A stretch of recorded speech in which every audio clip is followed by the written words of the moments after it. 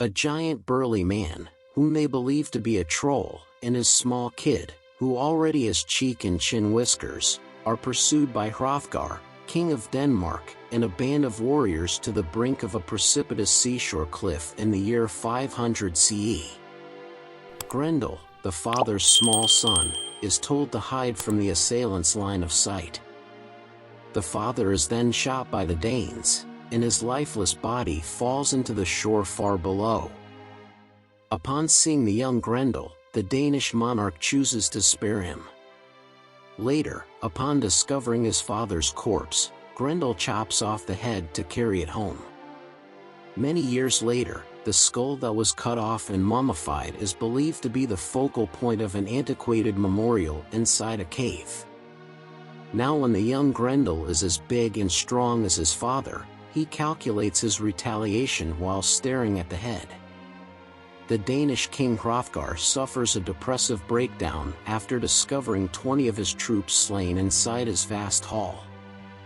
Beowulf sails to Denmark with 13 Geats to slaughter Grendel for Hrothgar, with permission from Hygelac, king of Geatland.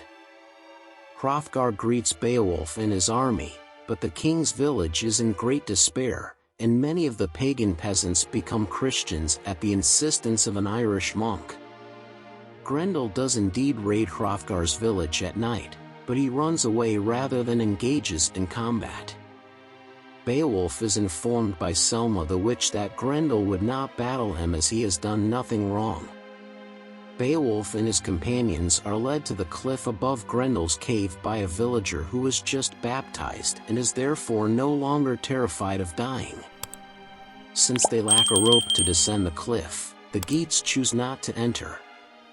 Following the discovery of the villager's death, Beowulf and his companions return with a rope to enter Grendel's hidden cave, where one of them defaces the mummified skull of Grendel's father. That evening, Grendel breaks into Hrothgar's great hall, falls from the second floor, and kills the Geat who had desecrated his father's head before Beowulf traps him. Grendel cuts off his captor's limb in order to flee, refusing to be captured. He runs to the beach and falls into the ocean, only to have a bizarre webbed hand take his body. Afterwards, Hrothgar tells Beowulf that he killed Grendel's father because he had stolen a fish, but he had spared Grendel the child out of sympathy. The Danes keep Grendel's severed limb as a trophy.